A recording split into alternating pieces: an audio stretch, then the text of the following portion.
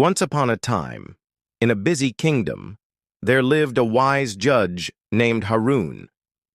He was respected for his fairness and sharp mind.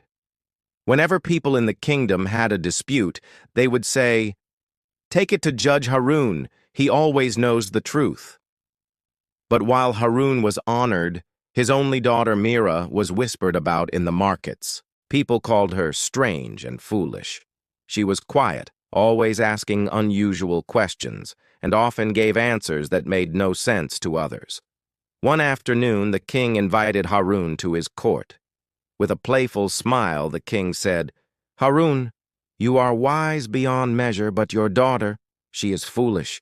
Every morning when I walk through the garden, I ask her a simple question. I say, 'Mira, what is more valuable, pearls or pebbles?' And every day she answers, 'Pebbles, your majesty.' The whole court laughs at her. How can the daughter of such a great judge not know the difference?" The courtiers roared with laughter. Harun's face turned red with embarrassment. He bowed to the king but said nothing. That evening, when he reached home, his heart was heavy. He called Mira and asked, "My daughter, everyone in the kingdom is laughing at you. Why do you say pebbles are more valuable than pearls? Do you not know that pearls are precious and pebbles are worthless?"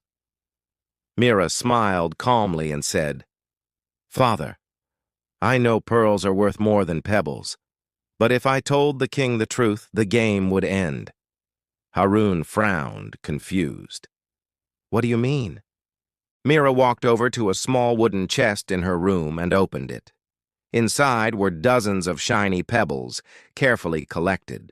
She held them out and said, "Every morning, when the king asks me the question, he gives me a choice.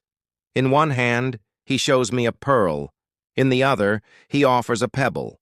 I always take the pebble.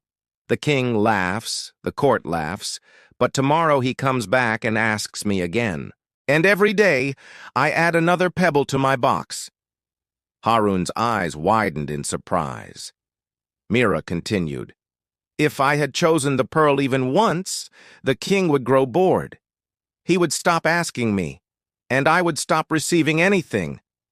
A single pearl is valuable, yes, but these many pebbles together, they are my treasure. People think I am foolish, but I am wiser than they know." Harun stood in silence, his heart swelling with pride. The next morning, Harun went to the royal garden with his daughter. As always, the king smiled mischievously and held out two things, a shining pearl in one hand and a rough pebble in the other. "Mira," the king said loudly so the courtiers could hear, "tell me, which is more valuable, pearls or pebbles?" Everyone leaned forward, ready to laugh again. Mira looked at both hands, then smiled and said gently, "Pebbles, your majesty."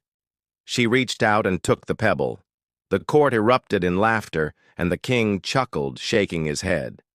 But before the laughter could fade, Harun stepped forward and said, "Your Majesty, with your permission, may I show you something?" The king raised an eyebrow. "Go ahead." Harun signaled to Mira. She walked forward with her little wooden chest and placed it before the king. When the king opened it, his eyes widened. Inside were dozens of pebbles, each one collected over many days. The king looked puzzled. "What is this?" Mira bowed respectfully. "Your Majesty, everyone thinks I am foolish for choosing pebbles. But if I had taken the pearl even once, this game would have ended. By taking the pebble, I kept the game alive. And day by day, I built my own treasure." The garden fell silent. The laughter stopped. The king stared at Mira for a long moment, then burst into laughter again. But this time it was not mocking. It was full of admiration. He clapped his hands and said, "Remarkable! Harun, your daughter is not foolish at all. She is wiser than many in my court. She understood patience, strategy, and foresight. While others laughed, she quietly built her wealth." The courtiers bowed their heads in respect, and from that day on, no one in the kingdom dared to call Mira foolish again. Friends, Sometimes people laugh at us because they do not understand our choices. But true wisdom is not about pleasing the crowd. It is about knowing what will bring value in the long run. If you are confident in your path, keep going, even if the world calls you foolish. Thanks for watching. Learn English through stories daily.